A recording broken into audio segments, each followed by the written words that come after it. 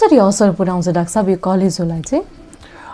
जब हाम्रो hepatitis be virus चाहिँ कलेजोमा हाम्रो रगतमा जान्छ त्यसपछि हाम्रो यो भाइरसको विरुद्ध हाम्रो इम्युन सिस्टमले चाहिँ फाइट गर्न खोज्छ हैन। फाइट गर्न खोजिसकेपछि हाम्रो लिभरको सेल्सहरूले यसलाई फाइट गर्छ।